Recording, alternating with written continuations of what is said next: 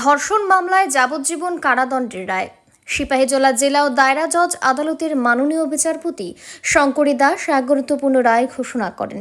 স্বামীর অনুপস্থিতিতে এক মহিলাকে ধর্ষণের মামলায় অভিযুক্ত নুরুনবীকে দোষী সাব্যস্ত করে ভারতীয় দণ্ডবিধির 457 ধারায় 5 বছরের সশ্রম কারাদণ্ড ও 2000 টাকা জরিমানা, অনাদায়ে আরও 15 দিনের কারাদণ্ড এবং 376 ধারায় যাবজ্জীবন সশ্রম কারাদণ্ড ও 5000 টাকা জরিমানা, অনাদায়ে অতিরিক্ত 2 মাসের কারাদণ্ডের সাজা দেওয়া হয়। ঘটনাটি ঘটে সোনামুড়া মহকুমাধীন কলমচৌড়া থানার অন্তর্গত এলাকায় 19 মে 2019 তারিখে।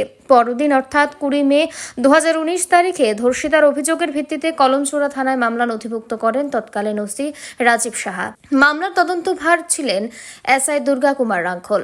দীর্ঘ শুনানি ও প্রায় 18 জন সাক্ষীর সাক্ষ্য গ্রহণের পর সোমবার আদালত অভিযুক্তকে দোষী সাব্যস্ত করে এই রায় ঘোষণা করে।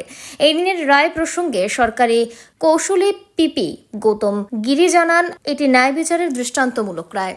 19/5/2019 একজন বক্সনগরের নিবাসী মহিলা একটি লিখিত অভিযোগ করেন বক্সনগর থানায়, যে আগের দিন রাত্রের বেলায় অর্থাৎ 18/5/2019 তারিখ রাত্রেবেলা ওনার স্বামীর অনুপস্থিতিতে আসামি নুরুনবী ওনার ঘরে ঢুকে জোরপূর্বক ওনাকে ইচ্ছাকৃত ধর্ষণ করে।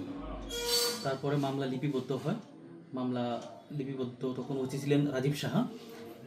মামলার দায়িত্ব দেওয়া হয় দুর্গা কুমার রাঙ্খল আয়ুকে।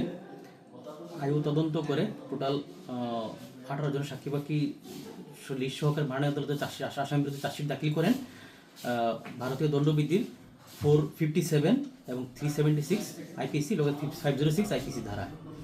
তারপর বিচার প্রক্রিয়া পরিচালনা হয়। বিচার প্রক্রিয়া পরিচালনা করলে সম্পূর্ণ মামলাতে 17 জন সাক্ষ্যপক্ষ গ্রহণ করা হয়। আজ মাননীয় আদালত তার চূড়ান্ত রায় প্রদান করেন আসামির বিরুদ্ধে।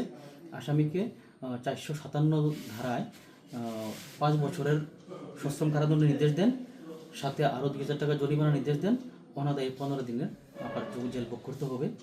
আর ভারতীয় দণ্ডবিধির 376 নং ধারায় আসামিকে যাবজ্জীবন সশ্রম কারাদণ্ডের নির্দেশ দেন, সাথে 5000 টাকা জরিমানা নির্দেশ দেন। অনাদায়ে আরও 2 মাস আসামিকে জেল হাজতে থাকতে হবে। আসামির নাম কি ছিল? আসামির নাম ছিল নুরুনবী। ওনার বাড়ি কোথায় ছিল?